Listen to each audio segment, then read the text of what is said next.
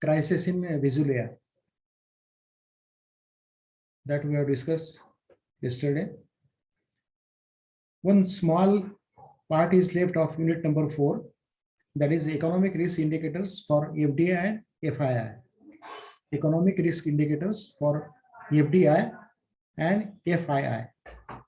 So that small part of unit 4 is left. That will complete beginning of this session today, and then immediately we will start the last unit, that is unit number 5 today itself.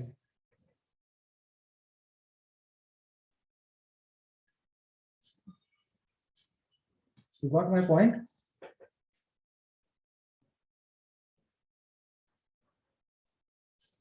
Yes.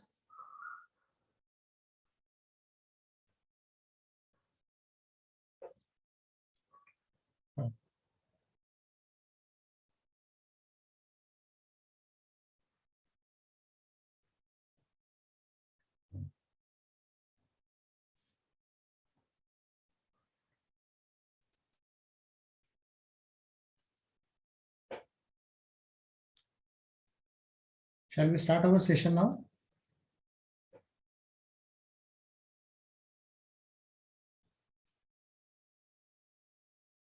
Shall we start our session? Yes, sir. Okay. As I told you that today our discussion will be last part of unit number 4, that is economic risk indicators for FDI and FII. And after having that discussion, immediately we will start with the last unit, that is unit number 5 today itself.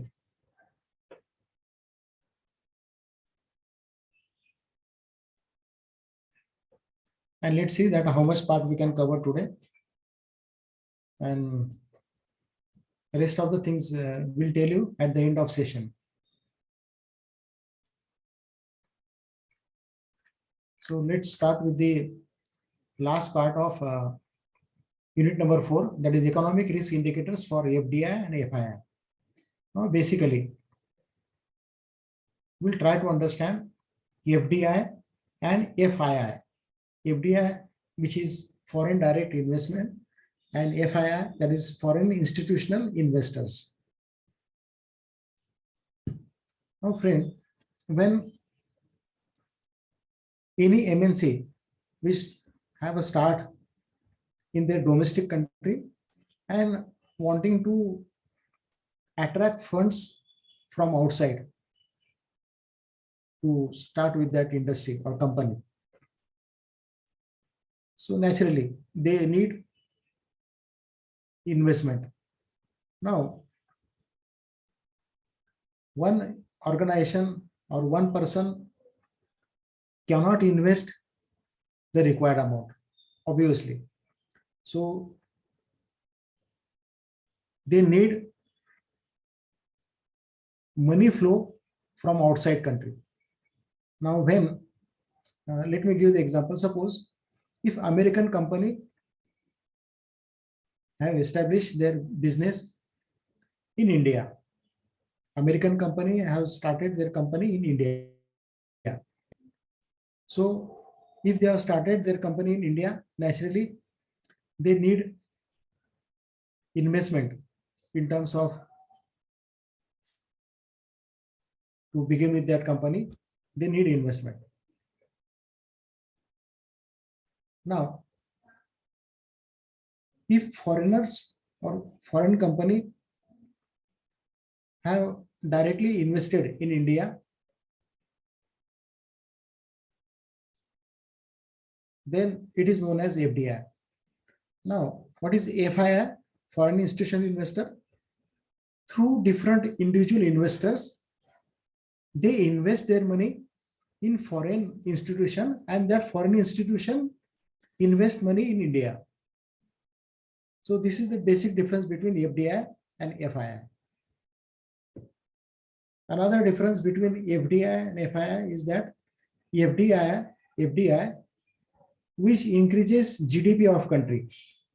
Now, as I give the example, suppose if American company wanting to start business in India, and if they have put their FDI in India, so that company is helping us to increase our GDP, because here production will start.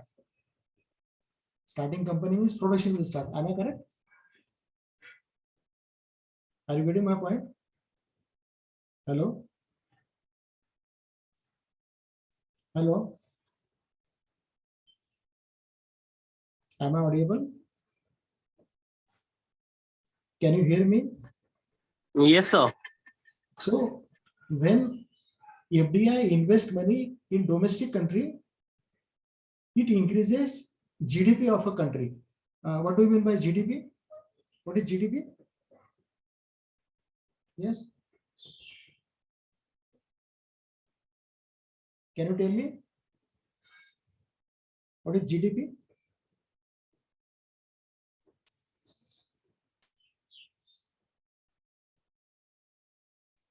What is the long form of Gross division profit. gross domestic product? Gross domestic product. What is GDP? Gross domestic product. Yes.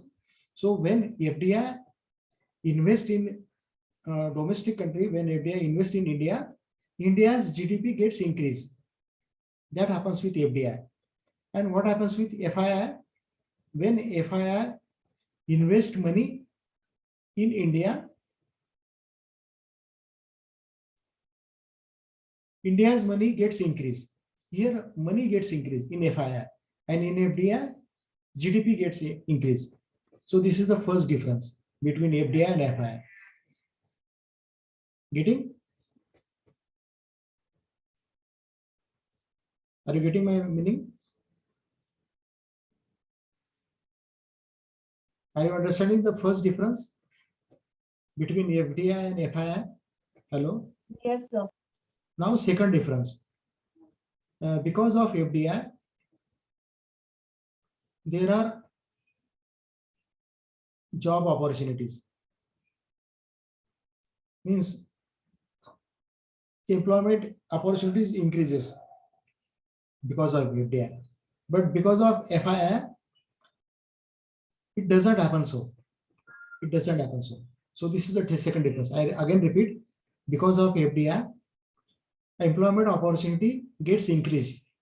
But because of FII, it doesn't happen like that. It never happens about job opportunities. So please remember these differences between FDI and FII. Now, as far as these economic risk indicators for FDI and FII, there are 3 P's. Now, what are these 3 P's? Productivity, price, and political instability. These are the 3 P. Please remember this. Now we can mark this. These 3 P's are. One is productivity, second one is price, and the third one is political instability. So economic risk is involved with these 3 P's: productivity and innovation, employment and job quality skills, gender equality, and carbon footprint. Productivity means what? To increase the production of a country. And because of this productivity, GDP gets increased. As I told you, because of FDI, GDP gets increased. And when a foreigner starts company in our country, naturally, a new innovation, new things comes to our country.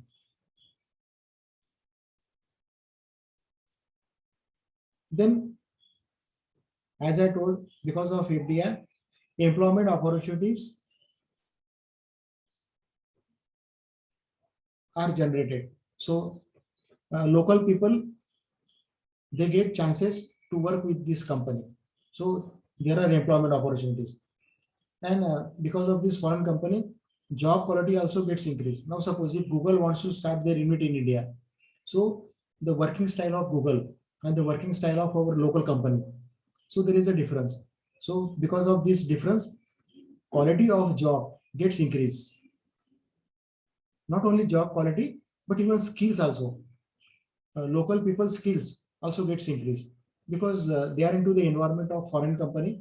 So naturally, our local people, they also try to adopt new skills of foreigners, and because of these skills, their working style, that matters a lot. So skill of our local people gets increased. Then gender equality. Foreigner, they are not in that mentality that male and female. So they treat everyone is same for their company, whether it is male or female. So that equality is there. And this one thing, carbon footprint. Now, what is carbon footprint? Because of foreign company, when they start their unit in domestic company, domestic country, more or less it hampers on environment. And if it is chemical company, then naturally it will have an adverse effect on environment. If it is IT company, then that much effect will not be there. But if it is chemical company, then naturally it will affect on the environment. So there are plus as well as minus sides of this foreign company. Second P, that is price and cost uncertainty. So this is one of the risks which is involved in because of this cost uncertainty. Sometimes raw material is available in the ample way. Sometimes there is a shortage of raw material. So even these problems are faced by foreigners also. And then political instability. If a domestic company would like to attract foreign company to have their unit in our country, so naturally there has to be political stability. If there is a political instability, then we cannot attract such companies, obviously.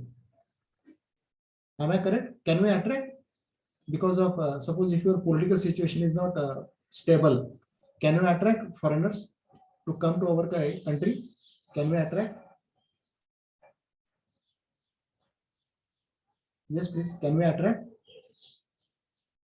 What say? Yes, sir. If your political situation is unstable, so in that case, can we attract foreigners to come to our India? No, sir. We cannot, because of this political instability, foreigner may not like to settle their unit in our country, because if political situation changes, then tax structure will change, then the rules will also change. So these are some risk factors involved because of this political instability. These are the risk involved. Tax structure, then rules and regulation, giving licenses. These are the things involved. That is why political instability, it is also one of the risk factor. Then FDI and FII are both important sources of funding for most economy, as I told you, because domestic company wanting to increase their economies of scale. And because of this economy scale, if you want to increase economies of scale, as a domestic country, we would like to attract more and more foreigners in our country. And we want more and more their investment in our country, because their money will come to our nation. Their money will come to our nation. Our money will not go. Their money is coming to our nation. So if foreign currency, if it is coming to India, it is good for us or it is bad for us? What say? If foreign currency comes to our country, it is good for our economy or it is bad for our economy? What is your opinion? Yes, what is your view? So it's good for us. Yes, it is always good for us. So economic risk indicators, if you are asked in examination, please do remember these 3 P's. 3 P's are, again I repeat, productivity, price, and political instability. Do remember this. So this was about last part of unit number 4. So I declare here our unit number 4 is completed. So before we start with unit number 5, if you have any doubt regarding this slide, you are free to ask. Otherwise, we'll start unit number 5, that is last unit.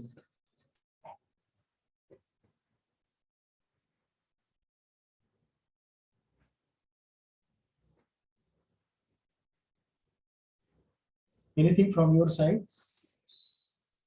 No doubt, sir. Doubt, sir. Okay. So shall I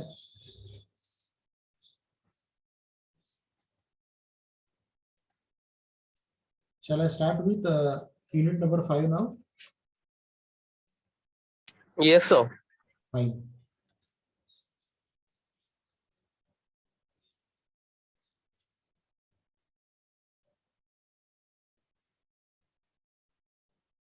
Last unit of our international business economics. That is, the title of unit number 5 is international banking. International banking. So this is the title of our unit number 5. Under this title, we will start with the international reserves. Reserve. What are the international reserves? Now, basically, as we know, today the international business has become more and more complex because of the increase in business, because of the increase in customer size. So these are some new challenges which are coming to the international level. Now, in order to face these new challenges, naturally, every country requires reserves. They require sufficient fund to face this problem.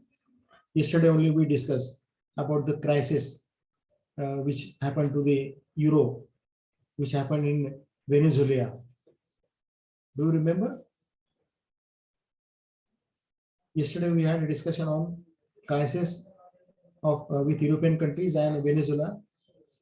आठवता है ना? Yes, sir. So in spite of their richness, as I mentioned yesterday, Venezuela, it was known for the largest oil reserves in the world. सगळ्यात मोठ्या त्यांच्याकडे जगामध्ये खाणी होत्या ऑइलच्या. एवढं असून देखील they had a tough time and they could not survive at an international level. And today, and yesterday I told you that what is the condition of Venezuela. Most of the people, they have left their own country, and this is a very worst situation for any citizen. If you are forced to leave your country because of this economical condition, that gives a lot of pain to any kind of individual. Leaving our own country, that gives a huge pain.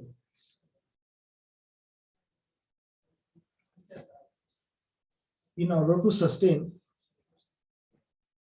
with these economical changes, one has to have a reserve.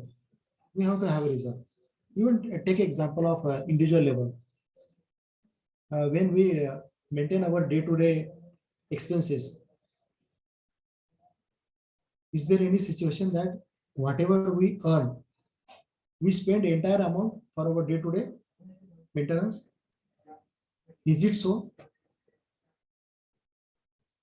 Is it so? Whatever we earn, suppose if your monthly income is, say, assume that 50,000 rupees monthly income. So, do you think so? Entire 50,000 rupees we spend for our daily needs? No, sir. No. So what we do? What we do out of 50,000? What we do? If no, then what we do? We save some amount and we spend some. Yes. So we have a strategy that not to spend entire amount, we spend on some essential things and remaining amount we always reserve, we always save. That is known as reserve. Saving is nothing but the reserve. Similarly, at an international level also, there has to be reserve. So let's begin with the next topic, that is international reserve. Can you see my PPT? Yes, sir. Now, international Yes. reserve, international reserves, it's a kind of reserve funds which central banks can pass among themselves internationally. Now here, the central banks plays a vital and important role. Now, as far as India is concerned, our central bank is, who is our central bank in India? Sir, RBI. RBI. So from India, it is RBI. And from America, which is the central bank? From America? So Federal Bank. Yes, Federal Bank, correct. So from America, there is a Federal Bank, and from India, there is a Reserve Bank of India. And in every country, these are the different names of bank, but common name is Central Bank. So Central Bank takes this care to have a reserve at international level, and they pass among themselves. Now, how it works, we'll understand one by one point. Now, second line, reserves themselves can either be gold or specific currency, such as the dollar or euro. So at an international level, basically,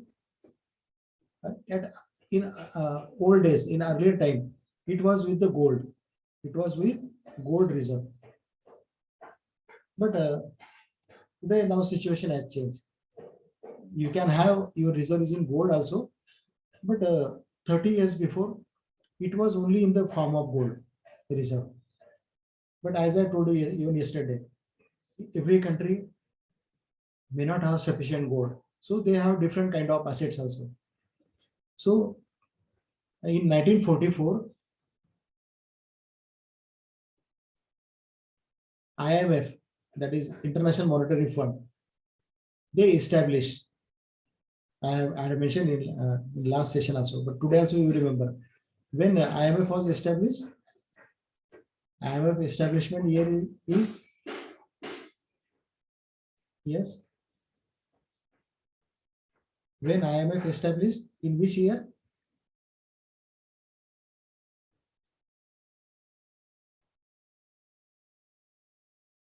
Yes, IMF, when it was established?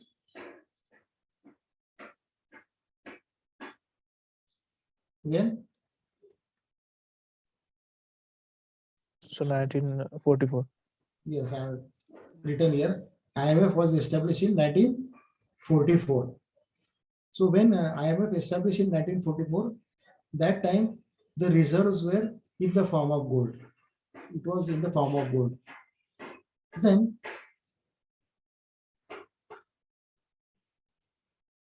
particularly in 1969, particularly in 1969, IMF decided to introduce SDR. SDR. Look at this line. IMF introduced SDR. Now, what is this SDR? SDR, the long form is Special Drawings Right. Special Drawings Right. So this was established. Try to understand. IMF started in 1944, as now everyone is aware. After 1944, in the year 1969, what IMF did? What they did? They introduced SDR. Initially, this reserve was in the form of gold. Are you getting my point? Initially, these reserves were in the form of gold. Naturally, and then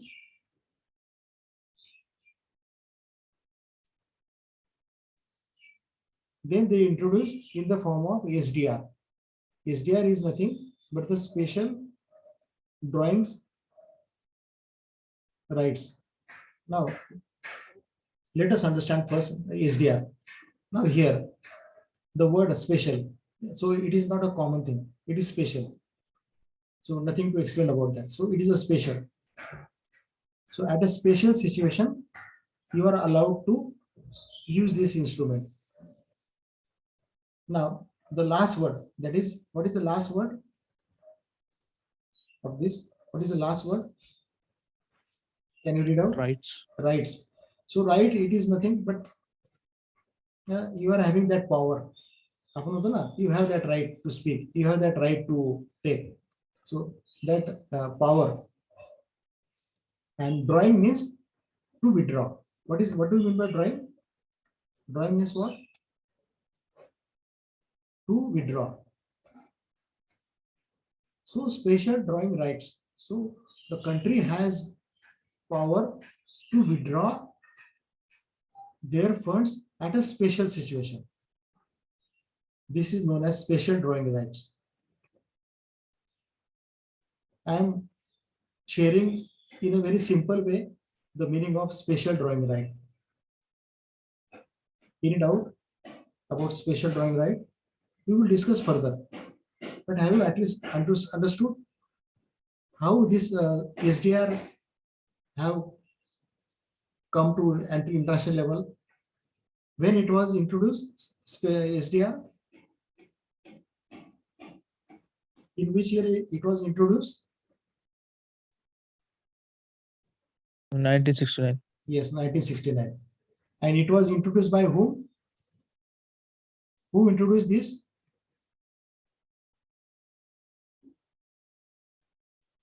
Who introduced SDR? IMF. Who introduced? IMF. IMF. And when IMF was established, IMF establishment year? 1944. Yes, 1944. So please remember this, because in examination or maybe in interviews also, you need this kind of information, at least basic information. Now, let us understand this spatial drawings right. Now, when IMF established in 1944, that time there were, even till today, there are about, there are member countries. And how many member countries are there?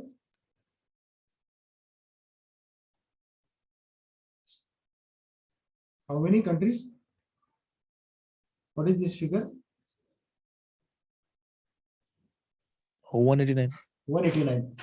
So almost 189 countries are the members of IMF. Even India is also one of them.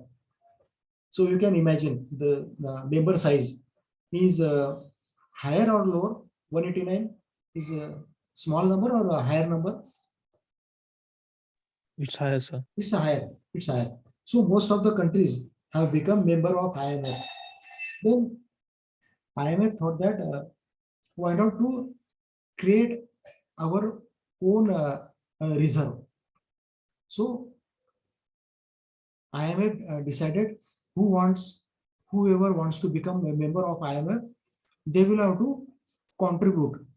They will have to contribute to IMF in the form of currency and SDR.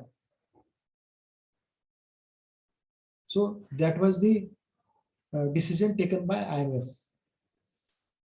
I again repeat, IMF informed to each and every country that whoever wants to become member, they will have to keep certain amount with IMF. So every country, even India, they had also put some amount with IMF.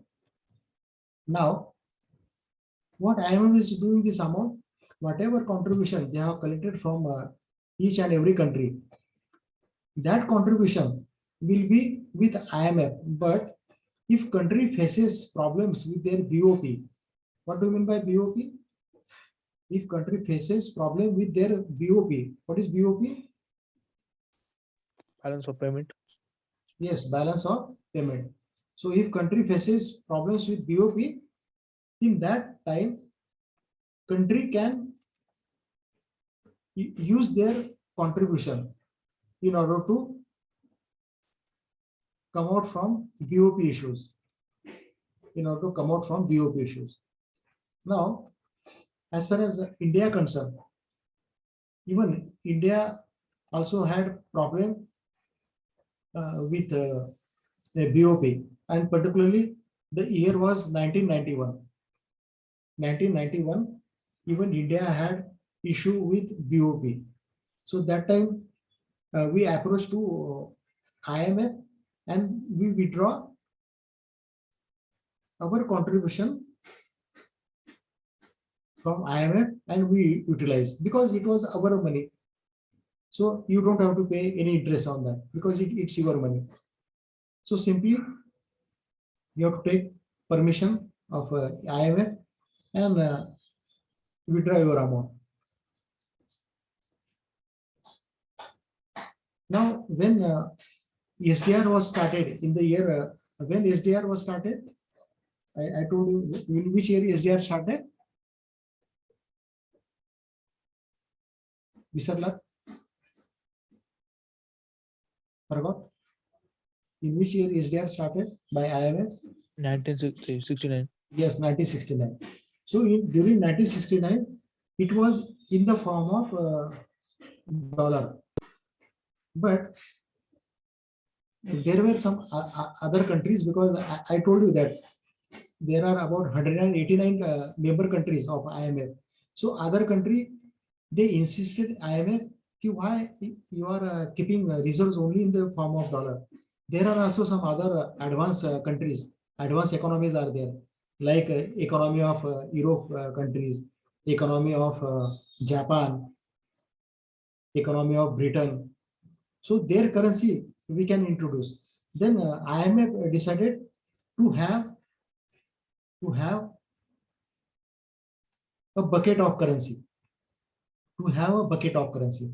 So in 1969, they started with 4 currency in their bucket. How many currency in their bucket?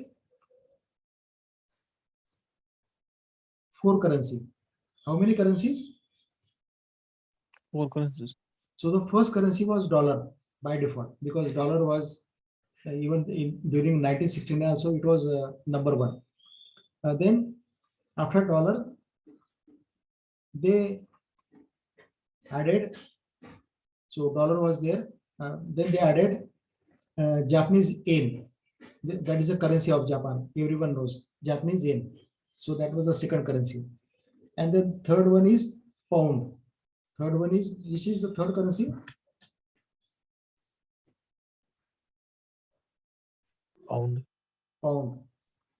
And the fourth currency is euro, because later on euro currency was formed because there were 7-8 nations, they came together and they also insisted IMF that you add our currency also in this reserve. So euro was also added. So likewise there were 4 currencies. Can you tell me which are the 4 currencies initially with IMF? Sanga mala. Dollar, Dollar, yen, euro, yen. euro, yen, and pound. बरोबर ना? Yes, sir. And then recently, last line observe, China has by far for the largest foreign currency reserve.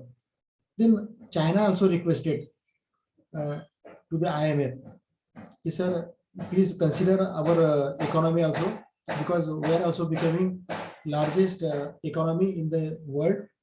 So why not to add our currency in the IMF, because there are also some criteria. It never happens that we feel that to add our currency and add to IMF, it is not like that. There are some criteria, and the criteria are economy size.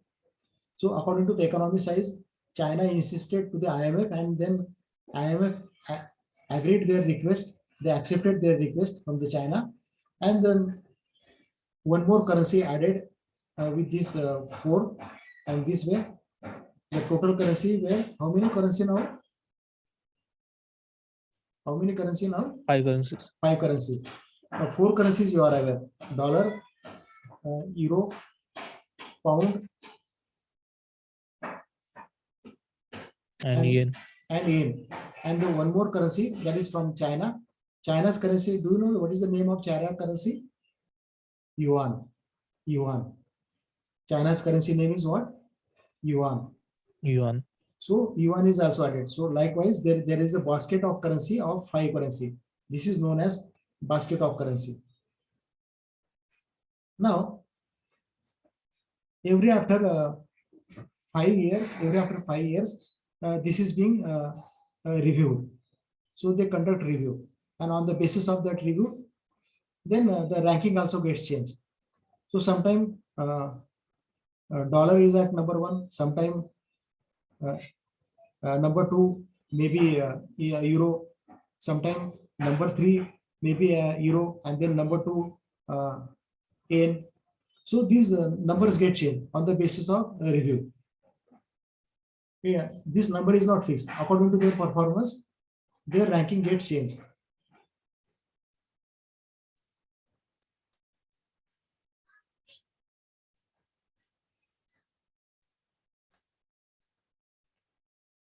According to their performance, ranking gets changed.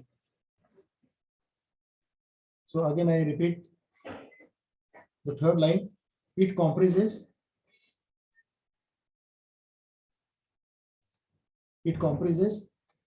foreign currencies, other assets denominated in foreign currencies, gold reserve and special drawing rights, and IMF reserve position. China has the largest foreign currency. I told you that recently they have also added China's currency, yuan, into this IMF reserve.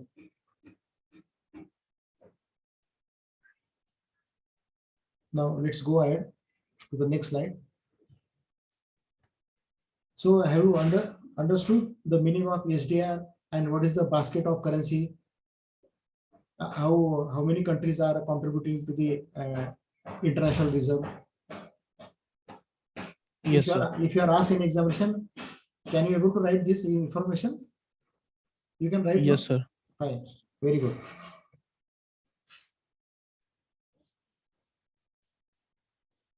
Now, let us understand why there is a demand for international reserve. Why there is a demand?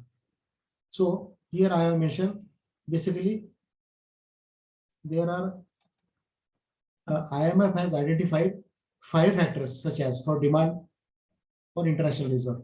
The first one is economic size. Every country would like to increase their economic size. We are also trying to increase our economic size. China is trying, and China has successfully increased their economic size, and that is why they are at number 1.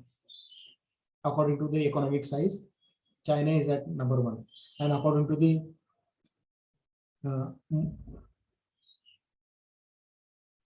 money size, USA is at number 1. USA is number 1 according to the money, according to currency, and according to the economy, China.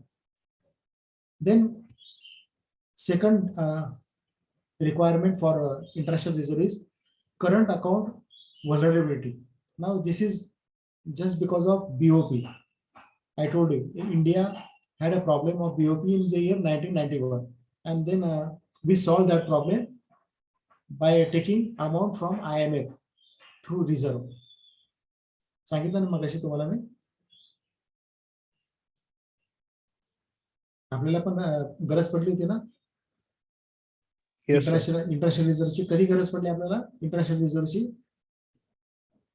In which year?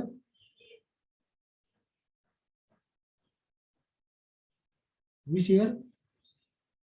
कुठल्या वर्षी आपल्याला गरज पडली?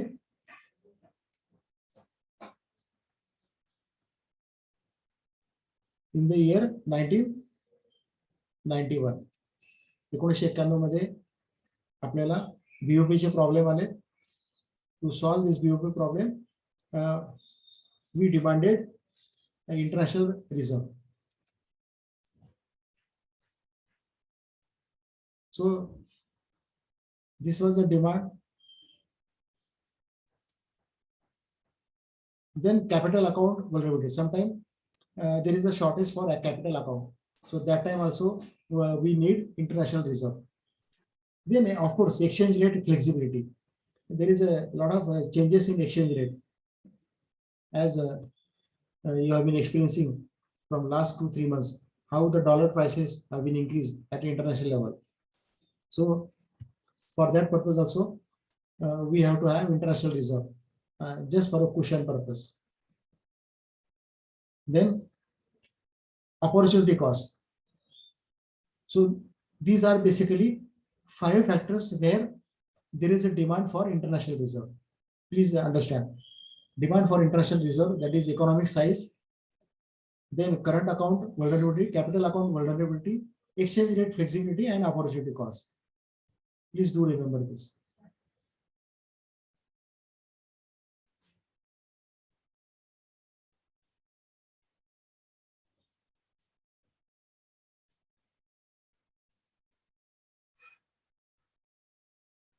May I go to the next slide now? Yes, sir. Now,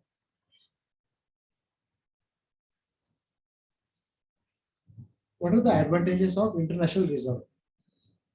We have discussed the meaning and importance of international reserve. Now let us understand the advantages, how it is useful to a country.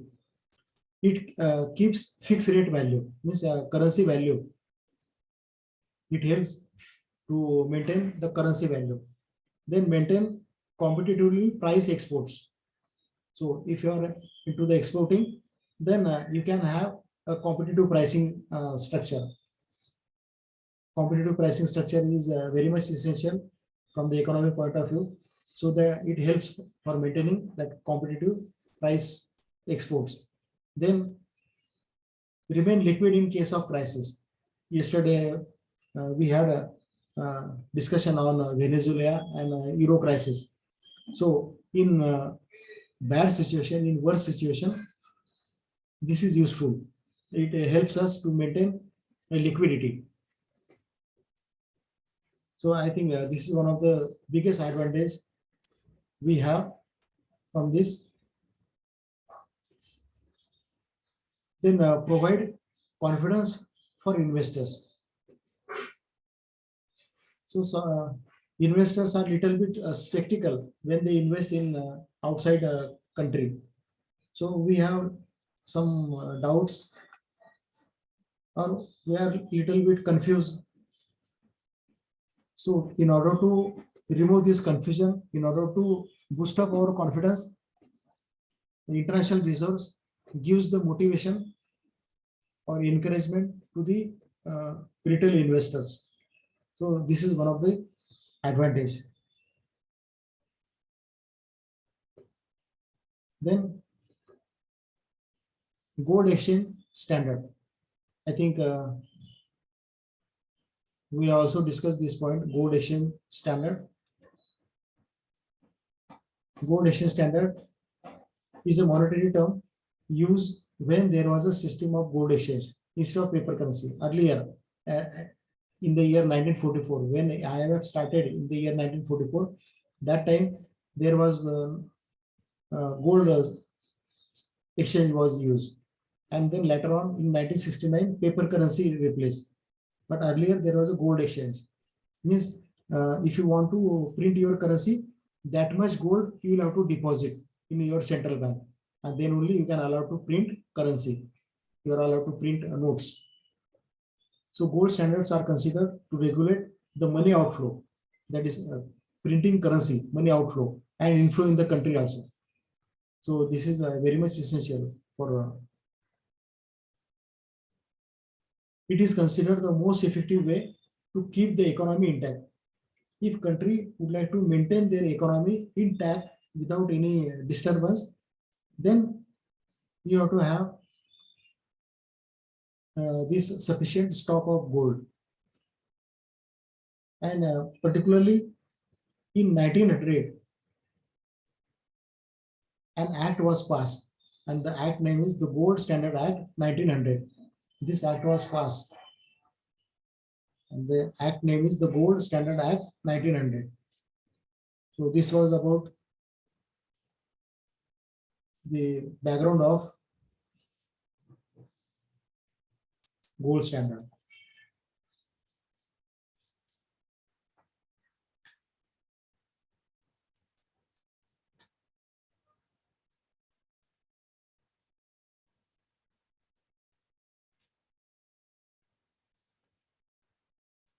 Then these are the types of gold standard. Types of gold standards basically gold exchange standard, gold bullion standard, gold and fiat money standard, and gold specie standard. Just remember this. Even if you mention in your answer gold exchange standard, that is sufficient enough. But if someone is going for a deep study, then you can mention this type of standards. Then advantages, this standard helps the government control the economy of the country. This particular gold standard helps government to control our economy. Then inflation is also being managed through this gold standard. What do you mean by inflation? What do you mean by inflation? Yes. What do you mean by inflation?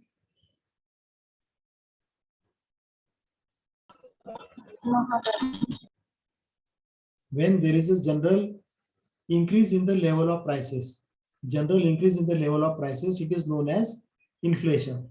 The prices of commodity, there is an increase in prices of commodity. वस्तू महाग होतात हळूहळू, त्याला inflation म्हणतो आपण. Okay. The gold reserve was also maintained in the country because the export was done in gold and the reserve was getting higher. Then special drawings right. We have discussed many things about special drawings. Again, just have a revision because from the examination point of view, you may be asked on special drawings right, SDR. And supplementary foreign exchange reserve assets defined and maintained by the International Monetary Fund, IMF. Just now I explained. IMF, when IMF introduced this special drawing right, SDR, in which year they introduced? Yes. When IMF introduced this SDR?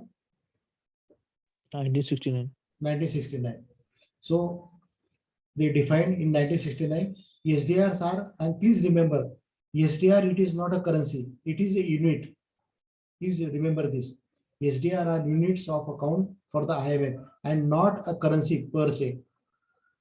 If you are asking interview, SDR, is it currency? Then your answer should be no, it is not currency, it is unit. What is this SDR? It is unit. Because that much units you are holding in the IMF in the form of contribution. So it is not currency. But it is, we can say it is a reserve currency. And how many currencies are a basket of currency? How many currencies are there right now? With 5 IMF? currencies. 5 currencies, yes. So SDR, it is in the form of reserve currency. Reserve currency. It is not general currency. It is reserve currency. Only 5 currencies are there. And that is why it is in the form of unit.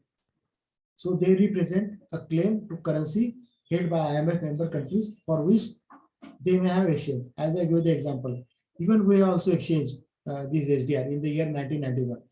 Likewise, several countries, whenever there is a need of a country, they withdraw their funds. They can, drawing means they withdraw. So it is their right. At a special situation, they can withdraw. So this was about SDR. Any doubt now about SDR? Any doubt in regards to SDR? Okay. Now,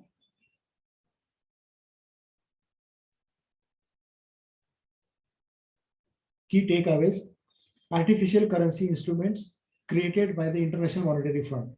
Repeatedly, I have been telling this. This is artificial currency, which is created by IMF in the form of this international currency, that is SDR.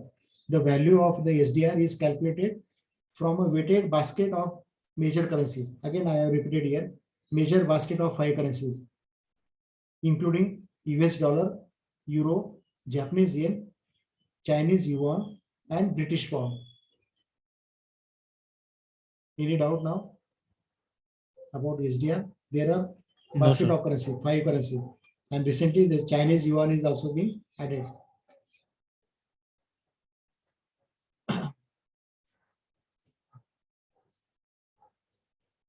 Now, after this, let us understand this financial crisis and IMF.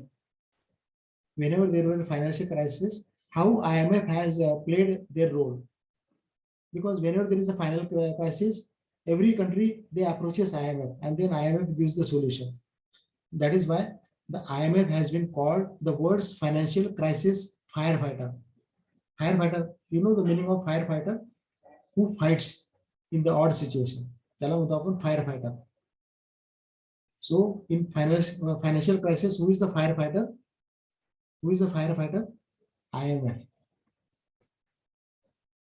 IMF is the firefighter. Are you getting my point? Yes, sir.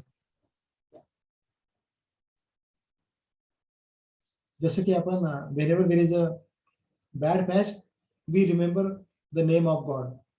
We go and pray to God. बरोबर ना? We remember God. आपण नवस करतो देवाला, देवाची आठवण करतो, प्रार्थना करतो की नाही आपण या गोष्टी? Those who are believe in God, they do these things. Similarly, at a world level, whenever there is a crisis, they remember IMF.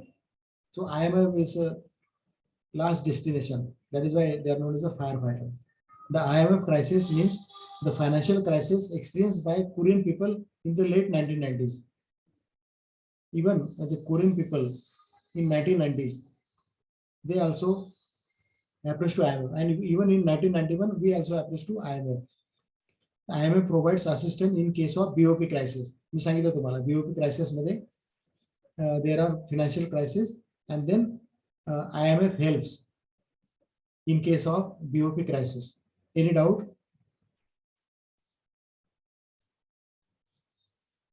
No, sir. Then No, sir. the Great Recession, one of the worst economic declines in US history, officially lasted from December 2007 to 2009, particularly in US, which is known as subprime crisis. Subprime crisis. It is known as subprime crisis. So this subprime crisis, when it happened during 2007 to 2009, IMF, they helped a huge amount to even US government, and somehow US came out from the recession. Now, next slide. Funds of IMF. Funds of IMF. The IMF functions as a cooperative that is funded by government and accountable to its 190 member countries. 180, 189, 190. So these are the member countries of the world's total 195 countries. Total countries in the world 195. So almost we can say 95% countries are the members of IMF. So entire world now we can say with the IMF now. Hardly 4-5 countries who are left, who are not member of IMF. Sooner or later they will also become IMF member. Among this 190 member, US is the largest contributor. Please remember this line. US is the largest contributor. So US has deposited huge amount, and this is basically on the economy size of a country. Economy size. So naturally US is number one. So their contribution is largest, since they are having at a number one position. Am I correct? Why their contribution is large one? Because of their number one position in the world economy, and that is why their contribution is higher.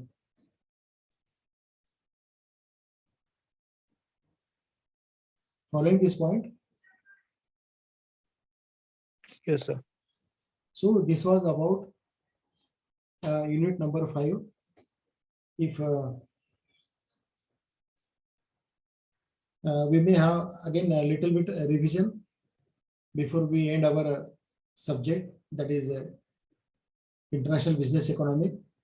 I think almost we are done with the chapter, but we will have one revision session, one session, if you feel so. Otherwise, we will end today. What say? Do we want a revision session, one more session, or shall we end our topic, international business economic? It is your choice. You tell me. Yes, sir. We want division session. Okay, so we will have last one session, maybe I think today is Friday, so maybe Monday, na? Monday, on Monday. So maybe next week we will have one more session, and that will be our last session on international business economy. So this was about today's session. We discussed today about international reserve. Then we also discussed about SDR, then advantages of international reserve, demand for international reserve, and how SDR have developed. So these points we have discussed in today's session. So not from the examination point of view, but from the career point of view also. If anyone would like to dreaming their career at an international scenario, maybe in export business or import business. So those who are interested in export or import business, or would like to work with this such organization, export import, you need to have this basic knowledge of this international scenario. So please do remember from this point of view of your career. And if you remember from the point of view career, naturally it will help for the examination also. So it is going without saying. It goes without saying. But I stress more from the career point of view. Examination, you will manage your examination by studying, by remembering this point. But from the career point of view, you need to develop your interest, that how nationally and internationally it works. And let me tell you, friends, it is very, very interesting.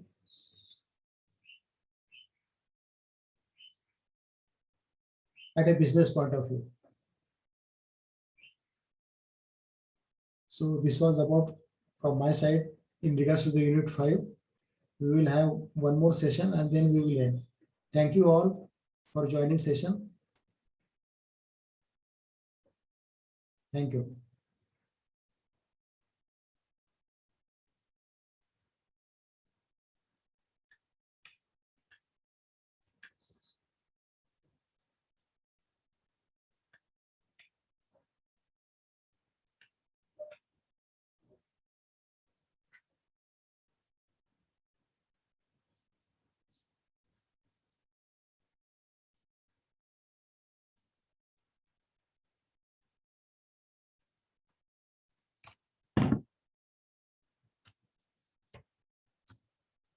Thank you, sir.